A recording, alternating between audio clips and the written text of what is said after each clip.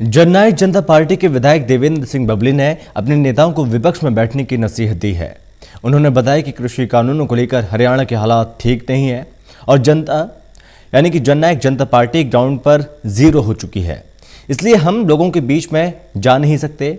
उन्होंने जननायक जनता पार्टी के नेताओं से कहा कि अगर 15 दिनों के अंदर हम किसानों की समस्याओं का समाधान नहीं करवा सके तो हमें सरकार का साथ छोड़ देना चाहिए।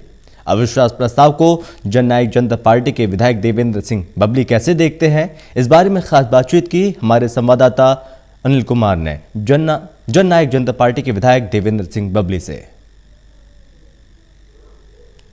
इस समय मेरे साथ हैं जननायक जनता पार्टी विधायक देवेंद्र बबली। इनसे जानते हैं कि कल सदन में अविश्वास प्रस्ताव पेश होगा, उसको लेकर इनका क्या रुख रहेगा, इनसे जानते हैं। जी बबली।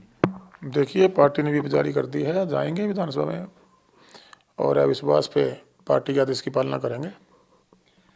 बबली जी, किसान लगातार विरोध कर रहे हैं और कई दिनों से मांग कर रहे हैं कि कानूनों को निरस्त किया जाए, जो कृषि कानून केंद्र सरकार ने पारित की हैं।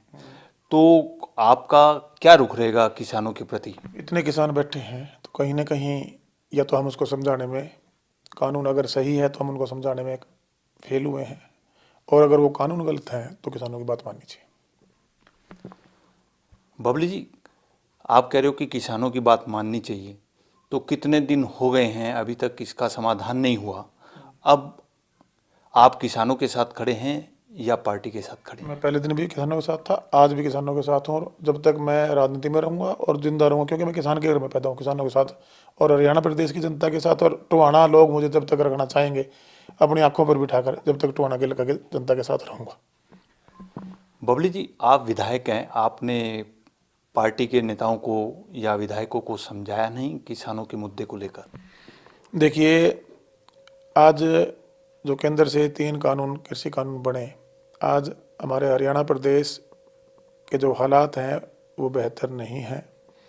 हम कहने को विधानसभा में, यहाँ भाषण देने को, माइक के सामने बोलने कुछ भी बोलते रहें। आज सबसे ज़्यादा खामियाजा हमारी जे पार्टी, जो हम सब ने मिलकर इसको बनाया, सबकी मेहनत 11-11 साल की, जैसे मेरी थी, काला की थी, हमारे सुरजा खेड़ा की थी, ईश्वर सिंह की थी, उधर अपने डांडा की थी, सबकी थी, दुष्यंत की भी थी, उसकी थोड़ी कम थी, 10 महीने की थी, वो पार्टी से निकल के आया था। तो सबकी मेहनत से एक पार्टी खड़ी हुई थी। लोगों ने किसी उम्मीद के साथ हमें अपने वोट दिए थे, और उस उम्मीद के साथ हम सबकी सलाह से बीजेपी में चले गए थे, लगा था। लेकिन अब मैं ये महसूस कर रहा हूँ कि शायद हमें अब साथ नहीं देना चाहिए। बबली जी, आपने कहा है कि जननायक जनता पार्टी का अब साथ नहीं देना चाहिए, जो हालात पैदा हुए हैं। क्या कारण है कि आपको ये सोचने पर मजबूर होना पड़ा?